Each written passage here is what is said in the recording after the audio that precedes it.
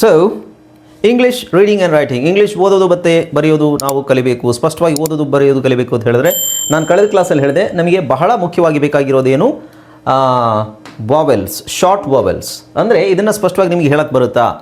ಆ A E ಆ E ಈ ಉ ಇವೆಲ್ಲ ಹೇಳಕ್ಕೆ ಬಂದರೆ ಮಾತ್ರ ನಮಗೆ ಇಂಗ್ಲೀಷ್ ಕನ್ನಡನ ಓದಲಿಕ್ಕೆ ಬರೋದು. ಅದೇ ಥರ ಆ A E A E I O U ಇದನ್ನು ಸ್ಪಷ್ಟವಾಗಿ ಯಾವ ಅಕ್ಷರಕ್ಕೆ ಯಾವ ಸ್ವರ, ಅದೇ ಯಾವ ಧ್ವನಿ, ಯಾವ ಸ್ವರಕ್ಕೆ ಯಾವ ಉಚ್ಚಾರಣೆಗೆ ಯಾವ ಅಕ್ಷರ, ಆ ಆ ಆ ಆ ಅಂತ ನಾನು ಹೇಳಿದ್ರೆ ಅದನ್ನು ನೀವು ಎ ಅಂತ ಬರೆಯೋಕ್ಕೆ ನಿಮಗೆ ಗೊತ್ತಿರಬೇಕು. ಅ ಅ ಅ ಅ ಅಂತ ಹೇಳಿದ್ರೆ ಅದು ಯು ಸರ್ ಅಂತ ಹೇಳಕ್ಕೆ ಗೊತ್ತಿರಬೇಕು. ನಾನು ತಪ್ಪಾಗಿ ಬರೆದ್ರೆ ಎ ಎ ಎ ಎ ಅಂತ ಹೇಳ್ತೀನಿ, ನಾನು ಈ ಥರ ಬರಿತೀನಿ, ಇದು ಸರಿನಾ? Sound A A A A ಸರಿನಾ? ಏನು ಅಕ್ಷರ ಯಾವುದು? E. Very good. Okay, Lokesh ನೋಡಿ, ಇನ್ನೊಬ್ರು ಯಾರೋ ಜಾಯ್ನ್ ಆಗಿದ್ದೀರಿ ಲೋಕೇಶ್ ಅಂತ.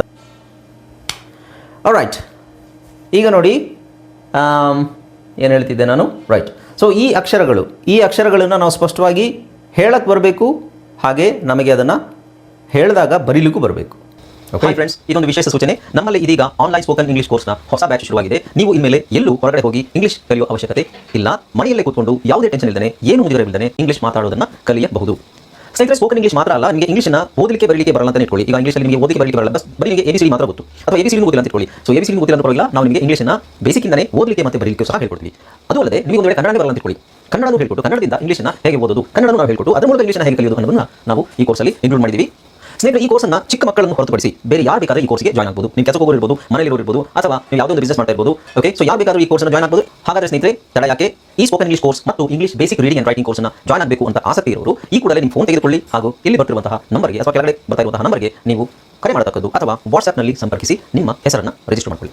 ಓಕೆ, ಸೊ ಇದು ಸ್ಪಷ್ಟವಾಗಿ ಬಂದರೆ ಮಾತ್ರ ನಿಮಗೆ ಅಕ್ಷರಗಳನ್ನು ಕೂಡಿಸ್ಲಿಕ್ಕೆ ಈಸಿ ಆಗೋದಲ್ಲ, ಅಕ್ಷರಗಳನ್ನು ಕೂಡಿಸೋಕ್ಕೆ ಇದು ಬಂದರೆ ಮಾತ್ರ ಬರೋದು.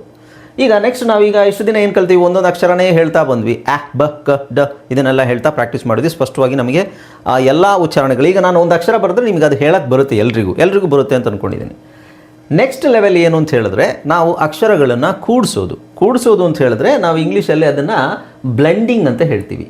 ಓಕೆ, ಕೂಡಿಸೋದಕ್ಕೆ ನಾವು ಬ್ಲೆಂಡಿಂಗ್ ಅಂತ ಹೇಳ್ತೀವಿ. ಏನಂತ ಹೇಳ್ತೀವಿ? ಬ್ಲೆಂಡಿಂಗ್. ಇದನ್ನು ನಿಮಗೆ ಓದಲಿಕ್ಕೆ ಈಗ ಕಷ್ಟ ಆಗ್ಬೋದು, ಬಟ್ ಸ್ಟಿಲ್ ನಾನು ಹೇಳ್ತಾ ಇದ್ದೀನಿ, ಬ್ಲೆಂಡಿಂಗ್ ಕಷ್ಟ ಏನಲ್ಲ. ನೀವು ಫಸ್ಟಿಂದ ಫಾಲೋ ಮಾಡಿದರೆ ಕರೆಕ್ಟಾಗಿ ಓದ್ಬೋದು ಅದನ್ನು. Blending, blend. ಓಕೆ, ಸೊ ಈಗ ನೋಡಿ, ಬ್ಲೆಂಡ್ ಮಾಡೋದು ಹೇಗೆ? ಬ್ಲೆಂಡ್ ಮಾಡೋದಕ್ಕಿಂತ ಮುಂಚೆ ನಾನು ಹೇಳಿದೆ ನಿಮಗೆ ಆ ಸ್ವರಗಳು ಸರಿಯಾಗಿ ಗೊತ್ತಿರಬೇಕು. ಸ್ವರಗಳು ಇಂಗ್ಲೀಷಲ್ಲಿ ಏನು ಸ್ವರಗಳು? ಆ ಎ ಇ ಅ ಇದು ಸರಿಯಾಗಿ ಗೊತ್ತಿರಬೇಕು.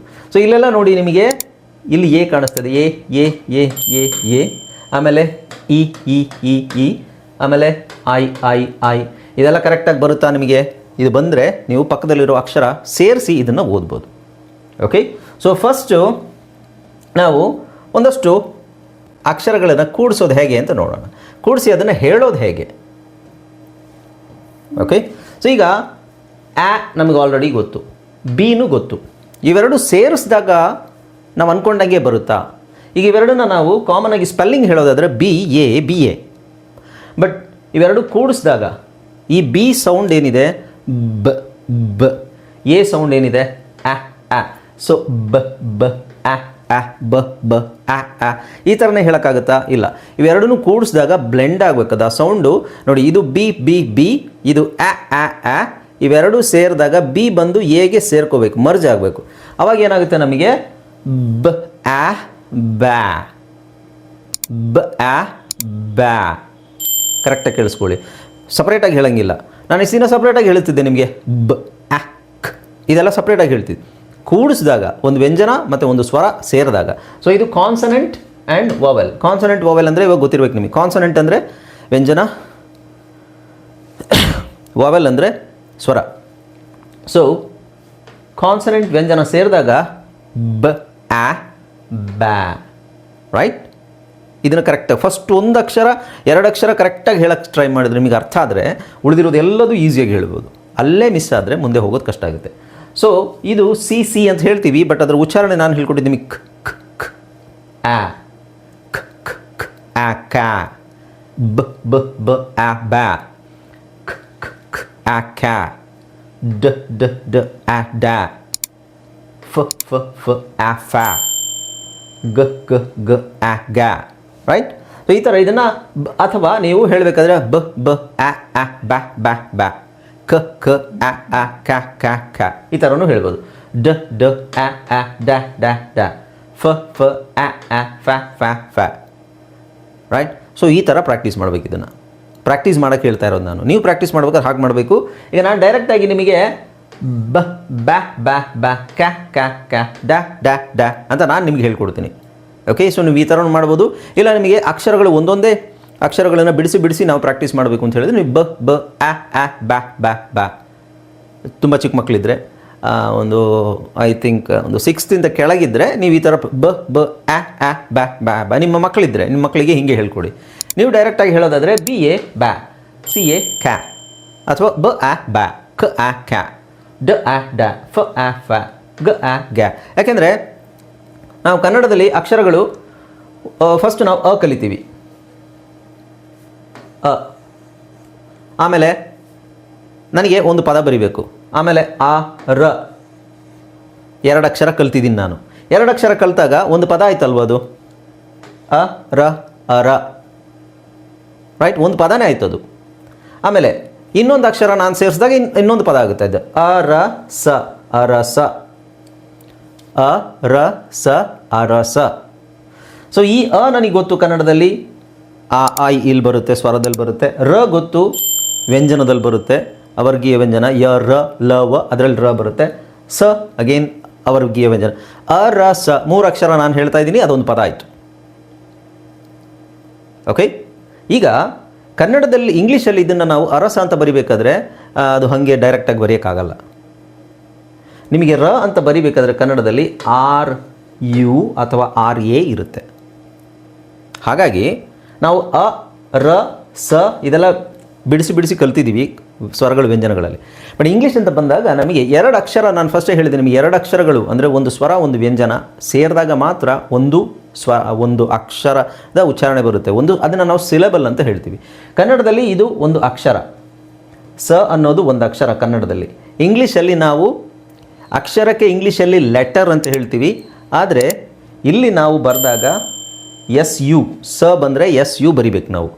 ಸೊ ಇದನ್ನು ನಾವು 2 ಅಕ್ಷರ ಅಂತ ಹೇಳ್ತೀವಿ, 2 letters.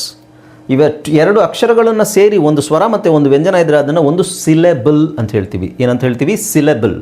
ಸೊ ನೀವು ಸಿಲೆಬಲ್ ಅದ್ರ ಬಗ್ಗೆ ತಲೆ ಕೆಡಿಸ್ಕೋಬೇಡಿ. ಸಿಲೆಬಲ್ ಅಂದರೆ ನಾವು ಕನ್ನಡದಲ್ಲಿ ಏನು ಹೇಳ್ತೀವಿ? ಅ ರ ಸ, ಅ ಒಂದು ಸಿಲೆಬಲ್, ರ ಒಂದು ಸಿಲೆಬಲ್, ಸ ಒಂದು ಸಿಲೆಬಲ್. ಸೊ ಇದು ನೀವು ಲೆಟರ್ ಅಲ್ವಾ, ಸಿಲೆಬಲ್ಗೆ ಅಲ್ಲ, ಅಕ್ಷರಕ್ಕೆ ಇಂಗ್ಲೀಷಲ್ಲಿ ಲೆಟರ್ ಅಂತ ಹೇಳ್ತೀವಲ್ವಾ ಅಂತ ಹೇಳಿದ್ರೆ ಲೆಟರ್ ಹೌದು. ಆದರೆ ಲೆಟರ್ ಒಂದೊಂದು ಅಕ್ಷರಕ್ಕೆ ಲೆಟರ್ ಅಂತ ಹೇಳ್ತೀವಿ. 2 ಅಕ್ಷರ ಸೇರಿದಾಗ ಲೆಟರ್ ಅಂತ ಹೇಳಲ್ಲ. ಒಂದು ಸ್ವರ ಮತ್ತು ವ್ಯಂಜನ ಸೇರಿದಾಗ ಅದನ್ನು ನಾವು ಕಂಪ್ಲೀಟಾಗಿ ಪ್ರೊನೌನ್ಸ್ ಮಾಡಿದಾಗ ಅದನ್ನು ಸಿಲೆಬಲ್ ಅಂತ ಹೇಳ್ತೀವಿ. ಸೊ ಅ ರ ಸ 3 ಸಿಲೆಬಲ್, 3 ಅಕ್ಷರ ಅಲ್ಲ. ಕನ್ನಡದಲ್ಲಿ ನಾವು ಅರಸ ಅಂತ ಬರಿಬೇಕಾದ್ರೆ ಹೆಂಗೆ ಬರಿಬೇಕು ನಾನು? ಅ ರ ಸ, ಅರಸ. ಕನ್ನಡದಲ್ಲಿ ಬರಿಬೇಕಾದ್ರೆ ಈ ಥರ ಬರಿಬೋದು. ಬಟ್ ಇದನ್ನು ನೀವು ಇಂಗ್ಲೀಷಲ್ಲಿ ಓದಿದಾಗ ಅರಸ ಅಂತ ಓದಾಗ ಆರಸ ಅಂತ ಓದಬೇಕಾಗುತ್ತೆ. ಓಕೆ, ಅದಕ್ಕೆ ಕಾರಣವೂ ಇದೆ. 3 ಎ ಒಟ್ಟಿಗೆ ಬಂದರೆ first A, second A, third A ಯಾವ್ಯಾವ ಥರ ಓದಬೇಕು ಅನ್ನೋದೇ ಒಂದು ರೂಲ್ ಇದೆ. ಓಕೆ, ಸೊ ಅದನ್ನು ಆಮೇಲೆ ನೋಡೋಣ. ಈಗ ಏನು ಹೇಳ್ತಾ ಇದ್ದೆ ನಾನು? ಓಕೆ, ಸೊ ಇದನ್ನೆಲ್ಲ ಹೇಗೆ ಓದಬೇಕು ನೀವು? ಬ್ಯಾ, ಕ್ಯಾ, ಡ್ಯಾ, ಫ್ಯಾ ಈ ಥರ ಓದಬೇಕು, ರೈಟ್. ಸೊ ಇಲ್ಲಿಗೆ ಪ್ಯಾ, ಕ್ವಾ, ರಾ, ಸ್ಯಾ, ಟ್ಯಾ, ವ್ಯಾ, ವ್ಯಾ ಈ ಥರ ಓದಬೇಕು. ಆಮೇಲೆ ಎರಡನೇದು ಇ ಅನ್ನೋ ಅಕ್ಷರ ಇದೆಯಲ್ವಾ? ಇ ಅನ್ನೋ ಅಕ್ಷರ ಇದೆ. ಸೊ ಇ ಅನ್ನೋ ಅಕ್ಷರಕ್ಕೆ ಉಚ್ಚಾರಣೆ ಏನು? ಎ ಅಂತ ಆಗುತ್ತೆ. ಸೊ ಇಲ್ಲಿ ಬ ಎ, ಇಲ್ಲಿ ನೀವು ಬ ಆ ಬ್ಯಾ, ಇದು ಬ ಎ ಬೆ, ಬೆ ಬೆ, ಬ ಎ ಬೆ. ಇದು ಆಮೇಲೆ ಹೇಳ್ತೀನಿ. ಡ ಎ ಡೆ, ಫ ಎ ಫೆ, ಗ ಎ ಗೆ, ಹ ಎ ಹೇ. ಬಟ್ ಇಲ್ಲಿ ಕೆಲವು ಪದಗಳಿದ್ದಾವೆ, ಕೆಲವು ಕಾಂಬಿನೇಷನ್ ಇದೆ. ಎಚ್ ಇ ಅಂತ ಬಂದರೆ, ಬರೀ ಎಚ್ ಇ ಅಂತ ಬಂದರೆ ಅದೇ ಒಂದು ಪದ ಆದರೆ ಅದನ್ನು ಹಿ ಅಂತ ಓದ್ತೀವಿ. ಎಚ್ ಇ ಅನ್ನೋದೇ ಒಂದು ಪದ ಆದರೆ ಅದನ್ನು ಹಿ ಅಂತ ಓದ್ತೀವಿ. ಓಕೆ, ಬಟ್ ಎಚ್ ಇ ಆದಮೇಲೆ ಬೇರೆ ಅಕ್ಷರ ಬಂದರೆ ಅದನ್ನು ನಾವು ಹೇ ಅಂತ ಓದ್ತೀವಿ. ಓಕೆ, ಅದೇ ಥರ ಬಿನೂ ಸಹ ಬರೀ ಬಿ ಇ ಒಂದು ಪದ ಆದರೆ, ಬಿ ಇ ಅಂತಲೇ ಒಂದು ಪದ ಇದೆ, ಬಿ ಟು ಬಿ ಅಂತ ಒಂದು ಪದ ಇದೆ, ಅದು ಬಂದಾಗ ಬಿ ಅಂತ ಓದ್ತೀವಿ. ಬಿ ಇ ಆದಮೇಲೆ ಒಂದು ಅಕ್ಷರ ಬಂದರೆ ಅದಕ್ಕೆ ನಾವು ಬೇ ಅಂತ ಓದ್ತೀವಿ. ಸೊ ಅದೆಲ್ಲ ಡೀಟೇಲಾಗಿ ಮುಂದೆ ನೋಡೋಣ. ಈಗ ಬೇಸಿಕ್ಕಾಗಿ ನೀವು ಇದು ಅಕ್ಷರ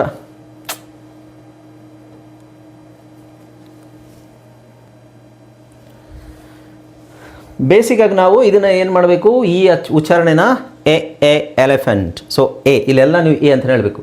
ಬೆ, ಡೆ, ಫೆ, ಗೆ, ಹೆ, ಜೆ, ಕೆ, ಹಾಗೆ ಪೆ, ಕ್ವೆ, ರೆ, ಸೆ, ಟೆ, ವೆ, ವೆ, ಕ್ಸೆ. ಇದನ್ನು ನಾವು ಡಬ್ಲ್ಯೂ ಇ ಅಂತ ಬಂದಾಗ ಬರೀ ಡಬ್ಲ್ಯೂ ಅಂತ ಮಾತ್ರ ಇದ್ದರೆ ಅದನ್ನು ವಿ ಅಂತ ಹೇಳ್ತೀವಿ. ಡಬ್ಲ್ಯೂ ಇ ಆದಮೇಲೆ ಬೇರೆ ಅಕ್ಷರ ಇದ್ದರೆ ವೆ ಅಂತ